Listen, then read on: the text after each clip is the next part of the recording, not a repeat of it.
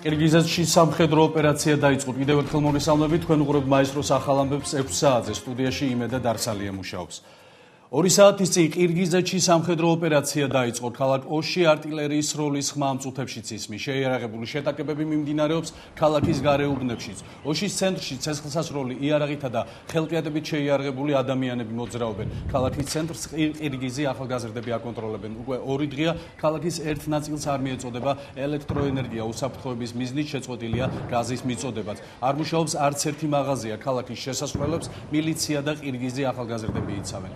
რაიონებში შესვლას კი უზბეკები აკონტროლებენ. ოშის მხარეში უზბეკებსა და ყირგიზებს შორის ნაციონალურ საფუძველზე შეიარაღებული დაპირისპირება გუშინ დაიწყო. დღეს კი შეტაკებამ ბიშკეკშიც გადაინაცვლა. ბოლო მონაცემები დაღუპულთა რიცხვი 70-მდე გაიზარდა. 600-ზე მეტი დაჭრილი კი საავადმყოფოებში გადაიყვანეს. ცნობილია, რომ ქვეყნის დროებითი მთავრობის ხელმძღვანელმა როზა უტუნბაევამ რუსეთის პრემიერს ვლადიმერ პუტინს სამშვიდობო ძალების გაგზავნა სთხოვა.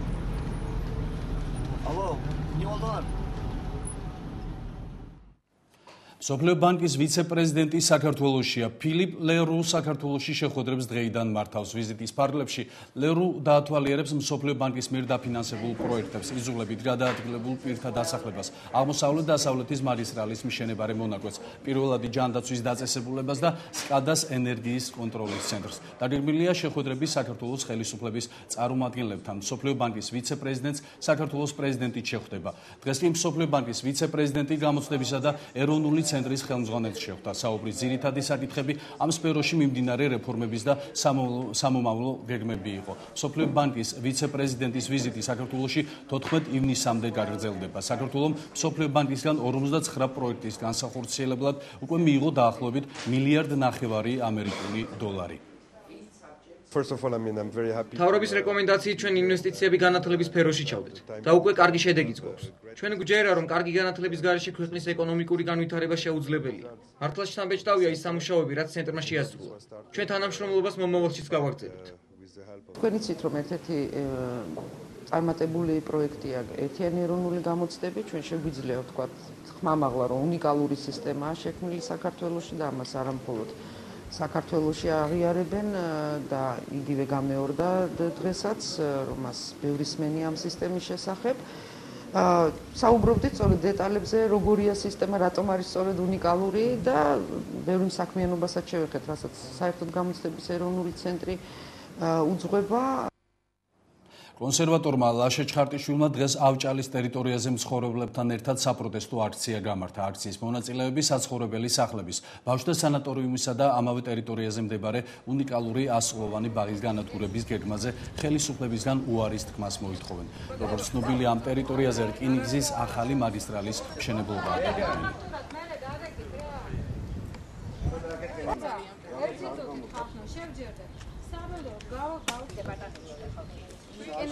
სააკაშვილის ხელისუფლება იმ დროს, როცა ახორციელებს ამათო პროექტს, არაფრად დაგიდევთ მოქალაქეების ინტერესებს, საქართველოს ბუნებრივ და კულტურულ მემკვიდრეობას. ამის ნათელი მაგალითია ის, რაც ხდება ავჭალაში. მათ გადაწყვიტეს საეჭვო ღირებულების რკინიგზის გადატანის პროექტის დროს არ გაეთვალისწინებთ ავჭალელების ინტერესები. ისინი ამ პროექტის იმგვარად განვითარების შემთხვევაში, როგორც ეს არის დაგეგმილი, აღმოჩნდებიან უარესად ძიმე მდგომარეობაში, იმიტომ რომ მათი სახლების ნაწილი იქნება დანგრეული, ასევე დანგრევის საფრთხის ქვეშ არის უნიკალური სანატორიუმი ორთოპედიული პროფილის. ვართ აბსოლუტურად სრულ ინფორმაციულ ვაკუუმში. ჩვენ რამდენიმეჯერ მივმართეთ თბილისის მერიას, რომელმაც სხვათა შორის მოგცა პასუხი და ესწრილი პასუხი მე აქ ხელთამაკ. აგრეთვე მივმართეთ ჩვენ რკინიგზის დეპარტამენტს 4-ჯერ, მაგრამ არანაირი რეაგირება არ არის. 55 წელიწადი არის კომუნისტების დროსაც სახელმწიფო სესხი ავიღე, გამოვიტანებინა, მაშინ ბინებზე უფრო მეტი გაჭირვება იყო ვიდრე ამჟამად. ხო და მოაწყე ყველაფერი და ეხლა 84 წლის ასაკში კაცი ვარ. ხო და ეხლა რომ დამიგდო, სად უნდა წავიდე, როგორ უნდა წავიდე, რა შევიძინო. მანენა არჩვაძე გამსახურდიას მომხრეები კი ცოდნე გამსახურდიას მხარდამჭერ აქციას აგრძელებენ. აქციის მონაწილეები ცოდნე გამსახურდიას გათავისუფლების მოთხოვნით პარლამენტის შენობის წინ კიდევ ერთხელ შეიკრიბნენ. მათი თქმით, პოლიტპატიმარი ცოდნე გამსახურდია უკვე მე-20 დღეა მშრალ შიმშილობაზეა და მისი მდგომარეობა უკიდურესად მძიმეა. მანენა არჩვაძე გამსახურდიას მომხრეები დღეს იმ სამი მხარდამჭერის გათავისუფლებასაც ითხოვდნენ, რომლებიც გუშინ პოლიციამ აქციაზე გზის გადაკეტვის მცდელობისას დააკავა. დღეს კი სასამართლომ დაკავებულებს 5 დღიანი პატიმრობა მიუსაჯა. შედგია რაც შიმშილოს პოლიტპატიმარი ცოდნე გამსახურდია ის მშრალ შიმშილობას მიმართავს მისი ჯანმრთელობის მდგომარეობა მეტად კრიტიკულია. ჩვენ მოვითხოვთ სააკაშვილის არაადამიანური რეჟიმისგან რომ დაუყოვნებლივ გაანთავისუფლოს ყველა პოლიტიკური პატიმარი და სინისის კუსარი. ჩვენ მოვითხოვთ აგრეთვე რომ შეეწყვეტეს პატიმართა მიერ წამებები. ზეწოლა გრძელდება, ტერორი გრძელდება, პოლიტიკური ტერორი გრძელდება. მშვიდობიანი აქცია, რომელიც ამ შენობის წინ მიმდინარეობდა, აი ეს დაარბიეს და სამი წევრი ჩვენი აიყვანეს. რა უფლება გაქვს შენ რომ მოდიხარ და მშვიდობიან აქციას აი ესე არბე. ქალბატონი მანანა დადგა მუხლებზე, იმიტომ რომ მას სხვა გზა აღარ დაუტოვეს და უნდა გადაეკეტა გზა.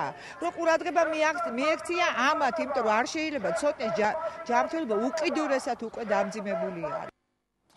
ამერიკის პრეზიდენტის ბარაკ ობამას ადმინისტრაცია საგარეო პოლიტიკის ერთ-ერთ მთავარ წარუმატებლობად საქართველოში შექმნილ მდგომარეობას მიიჩნევს. ამის შესახებ შტატების უშიშროების საბჭოს რუსეთისა და ევრაზიის რეგიონის საკითხთა დირექტორმა მაიკლ მაკფოლმა ვაშინგტონის პიტერსონის ინსტიტუტში სიტყვით გამოსვლისას განაცხადა. არის თუ არა ობამას ადმინისტრაციის მიზანი საქართველოს რუსული ოკუპაციის მშვიდობიანად დამთავრება და საქართველოს ტერიტორიული იდენტურობისა და მთლიანობის აღდგენა. რა თქმა უნდა, ეს ჩვენი მიზანია. ჩვენ სხვა მიზნებიც გვაქვს, რომელიც საქართველოს ეხება ხაზს ვუსვამ, ეს მიზანი საქართველოსა და რეგიონის სტაბილურობის და დემოკრატიის გამყარებას, ასევე საქართველოს ეკონომიკურ ზრდას ეხება და ჩვენ ამ ყველაფერს ერთდროულად ვაკეთებთ, განაცხადა მაკფოლმა.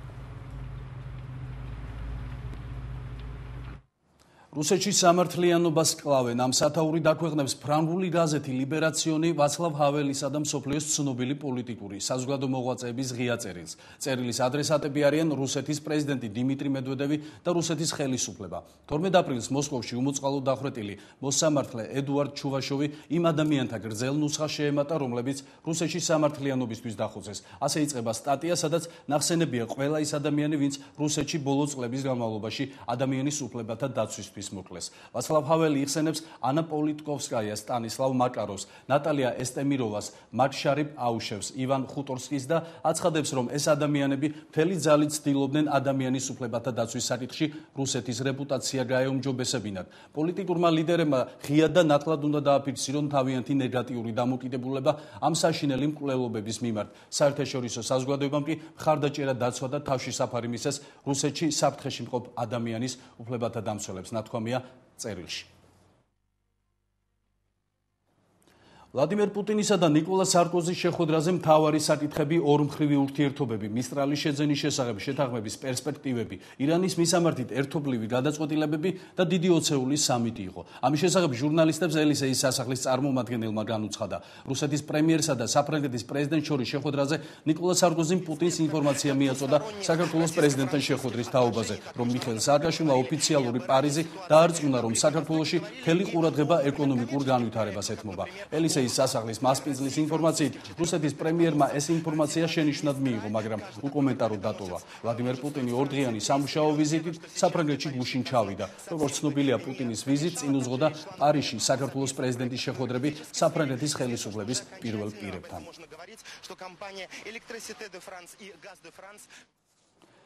კრემლის საკითხებში ფრანგი ექსპერტის ელენ ბარის შეფასებით, მიუხედავად იმისა, რომ პარიზი პუტინის ნეოიმპერიალისტურ ამბიციებს არ იმჩნევს, საფრანგეთის დედაქალაქში ვიზიტით რუსეთის პრემიერ-მინისტრის საპრეზიდენტო კამპანია დაიწყო.